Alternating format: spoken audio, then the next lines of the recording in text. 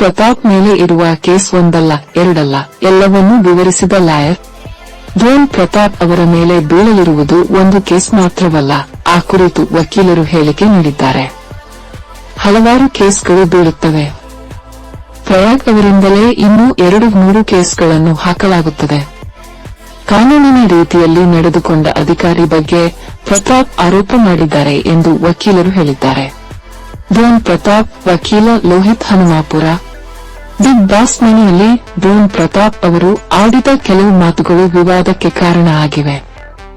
ಅವರ ಹೇಳಿಕೆಯಿಂದ ಮಾನಹಾನಿಯಾಗಿದೆ ಎಂದು ಡಾ. ಪ್ರಯಾಗ್ ಅವರು ಆರೋಪ ಮಾಡಿದ್ದಾರೆ. ಪ್ರತಾಪ್ ವಿರುದ್ಧ 49 ಲಕ್ಷ ರೂಪಾಯಿಯ ಮಾನನಷ್ಟ ಮೊಕದ್ದಮೆ ಹೂಡಲಾಗಿದೆ. ಈ ಬಗ್ಗೆ ವಕೀಲರು ಮಾಹಿತಿ ನೀಡಿದ್ದಾರೆ. ಅಂದಹಾಗೆ ಪ್ರತಾಪ್ ಅವರ ಮೇಲೆ ಬೀಳಲಿರುವುದು ಒಂದು ಕೇಸ್ ಮಾತ್ರವಲ್ಲ, ಆ ಕುರಿತು ವಕೀಲ ಲೋಹಿತ್ ಹನುಮಾಪುರ ಹೇಳಿಕೆ ನೀಡಿದ್ದಾರೆ. ಹಲವಾರು ಕೇಸ್ಗಳು ಬೀಳುತ್ತವೆ. ಪ್ರಯಾಗ್ ಅವರಿಂದಲೇ ಇನ್ನೂ 200 ಕೇಸ್ಗಳನ್ನು ಹಾಕಲಾಗುತ್ತದೆ. ಕಾನೂನಿನ ರೀತಿಯಲ್ಲಿ ನಡೆದುಕೊಂಡ ಅಧಿಕಾರಿ ಬಗ್ಗೆ ಪ್ರತಾಪ್ ಆರೋಪ ಮಾಡಿದ್ದಾರೆ. ಪ್ರತಾಪ್ ವಿರುದ್ಧ ಕಾನೂನಿನಲ್ಲಿ ಅವಕಾಶ ಇರುವ ಎಲ್ಲವನ್ನೂ ಫೈಲ್ ಮಾಡಲಾಗುತ್ತದೆ ಎಂದು ವಕೀಲರು ಹೇಳಿದ್ದಾರೆ. ಬಿಗ್ ಬಾಸ್ ಸ್ಪರ್ಧಿ ಡ್ರೋನ್ ಪ್ರತಾಪ್ ವಿರುದ್ಧ 49 ಲಕ್ಷ ರು ಮಾನನಷ್ಟ ಮೊಕದ್ದಮೆ ದಾಖಲು.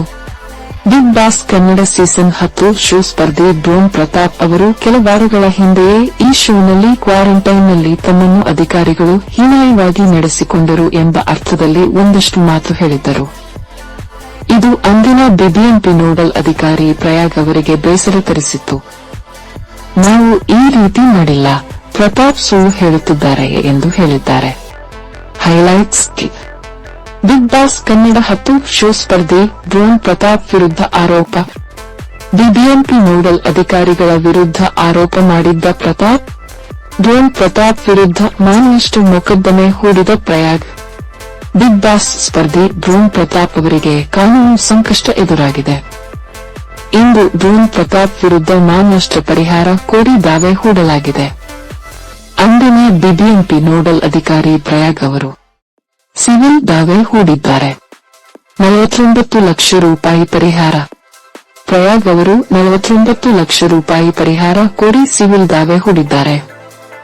ಈ ಹಿಂದೆ ಅವರು ವಕೀಲರ ಮೂಲಕ ಲೀಗಲ್ ನೋಟಿಸ್ ಜಾರಿಗೊಳಿಸಿದ್ದರು. ಇದೀಗ 49 ಲಕ್ಷ ರೂಪಾಯಿ ಪರಿಹಾರ ಕೋರಿ ಸಿವಿಲ್ ಮಾನಹಾನಿ ಕೇಸ್ ದಾಖಲಿಸಿದ್ದಾರೆ. ಇಂದು ಮಧ್ಯಾಹ್ನ ಬೆಂಗಳೂರಿನ ಸಿಟಿ ಸಿವಿಲ್ ಕೋರ್ಟ್ಗೆ ಅರ್ಜಿ ಸಲ್ಲಿಕೆ ಮಾಡಿದ್ದಾರೆ. ಆ ನಂತರ ವಿಚಾರಣೆ ನಡೆದು ನೋಟಿಸ್ ಜಾರಿ ಸಾಧ್ಯತೆ ಇದೆ. ಯಾರು ವಿರುದ್ಧ ಮೊಕದ್ದಮೆ. ಡ್ರೋನ್ ಪ್ರತಾಪ್ ಹಾಗೂ ಖಾಸಗಿ ಚಾನೆಲ್ ಜೊತೆಗೆ ಖಾಸಗಿ ಚಾನೆಲ್ ಡೈರೆಕ್ಟರ್ಗೆ ನೋಟಿಸ್ ಜಾರಿ ಸಾಧ್ಯತೆ ಇದೆ. ಮತ್ತೊಬ್ಬ ಅಧಿಕಾರಿಯಿಂದಲೂ ಪ್ರತಾಪ್ ಮೇಲೆ 2 ಕೋಟಿ ರೂಪಾಯಿ ಮಾನನಷ್ಟ ಮೊಕದ್ದಮೆ ಕೇಸ್ ಹಾಕಲು ಚಿಂತನೆ ನಡೆಸಲಾಗಿದೆ. ಬಿಗ್ ಬಾಸ್ ಕನ್ನಡ 10 ಶೋನಲ್ಲಿರುವ ಡ್ರೋನ್ ಪ್ರತಾಪ್ ಸೇರಿದಂತೆ ಅಲ್ಲಿದ್ದ ಸ್ಪರ್ಧಿಗಳಿಗೆ ತಮ್ಮ ಜೀವನವನ್ನು ತಲೆ ಕೆಳಗು ಮಾಡಿಸಿದ ಒಂದು ಘಟನೆಯನ್ನು ಹೇಳಿಕೊಳ್ಳಬೇಕು ಎಂದು ಬಿಗ್ ಬಾಸ್ ಹೇಳಿದರು. ಅದರಂತೆ ಪ್ರತಾಪ್ ಅವರು ಮಾತನಾಡುತ್ತಾ ಕ್ವಾರಂಟೈನ್ ಲೈಫ್ ಬಗ್ಗೆ ಮಾತನಾಡಿದ್ದಾರೆ. ಡ್ರೋನ್ ಪ್ರತಾಪ್ ಮಾಡಿದ್ದ ಆರೋಪ ಏನು? ಡ್ರೋನ್ ಪ್ರತಾಪ್ ಅವರು ಲಾಕ್ಡೌನ್ ಇದ್ದಾಗ ಬೆಂಗಳೂರಿನಲ್ಲಿರುವ ನನ್ನ ಅಪಾರ್ಟ್ಮೆಂಟ್ ಬಾಗಿಲಿನ ಬೀಗ ಒಡೆದು ಒಳಗೆ ವಿಡಿಯೋ ಮಾಡಿದರು.